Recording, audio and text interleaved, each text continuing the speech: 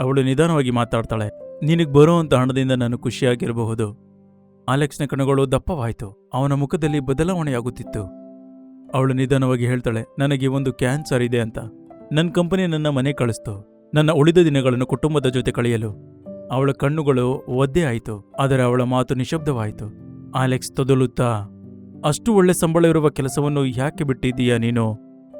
ಅವಳು ನಿಧಾನವಾಗಿ ತಲೆ ಅಲ್ಲಾಡಿಸುತ್ತಾಳೆ. ನಾನಿಂದಿಗೂ ಮನೆಗೆ ಹೋಗುವುದಿಲ್ಲ. ನನ್ನ ಆರೋಗ್ಯ ನನಗೆ ಸಹಾಯ ಮಾಡೋದಿಲ್ಲ. ಅವಳು ಮಂದವಾಗಿ ನಗುತ್ತಾಳೆ. ಆದರೆ ಈಗ ನೀನಿಲ್ಲಿದ್ಯಾ, ನಿನ್ನನ್ನು ನೋಡ್ಕೊಳ್ತೀಯ ಅಲ್ವಾ? ಅಲೆಕ್ಸ್ ಹೆದರ್ಕೊಳ್ತಾನೆ, ಹಿಂದಕ್ಕೆ ಹೆಜ್ಜೆ ಇಡ್ತಾನೆ. ತೊದಲುತ್ತಾ, ಇಲ್ಲ, ಈಗಿಲ್ಲ. ನಾನು ಚಿಕ್ಕ ಮನೆಯಲ್ಲಿ ಬಾಡಿಗೆಗಿದ್ದೀನಿ. ನಾನು ಒಳ್ಳೆ ಮನೆಯನ್ನು ಹುಡುಕಿ ಮತ್ತೆ ನಿನಗಾಗಿ ಹಿಂದಿರುಗುತ್ತೇನೆ. ಅವಳಿಗೆ ನಂಬಿಕೆ ಒಂದು ಉದ್ಭವ ಆಗುತ್ತೆ.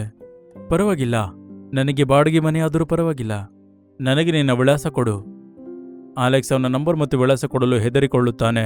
ಭಯದಿಂದ ಹಿಂದಕ್ಕೆ ಹೆಜ್ಜೆ ಇಡುತ್ತಾ ತೊದಲುತ್ತಾ, ನಾನಿನ್ನ ಮತ್ತೆ ಭೇಟಿ ಮಾಡ್ತೀನಿ, ಸರಿನಾ? ಅವನು ಆಶ್ಚರ್ಯದಿಂದ ನೋಡಿ ಅವಸರದಿಂದ ಓಡಿ ಹೋಗಲು ನೋಡುತ್ತಾನೆ. ಅವನು ಓಡಿ ಹೋಗುವುದನ್ನು ಆಕೆ ನೋಡುತ್ತಾಳೆ. ಎಲ್ಲವೂ ತಿಳಿದಿರುವ ಹಾಗೆ ನಗುತ್ತಾಳೆ. ಅವಳ ಫೋನನ್ನು ಹೊರತೆಗೆದು ಸ್ನೇಹಿತನಿಗೆ ಕರೆ ಮಾಡಿ ಮತ್ತೆ ನಿಧಾನವಾಗಿ ನಗುತ್ತಾಳೆ. ನಾನು ಯಾರನ್ನು ಭೇಟಿ ಮಾಡಿದೆ ಹೇಳು? ಆ ಹಳೆಯ ವ್ಯಕ್ತಿ.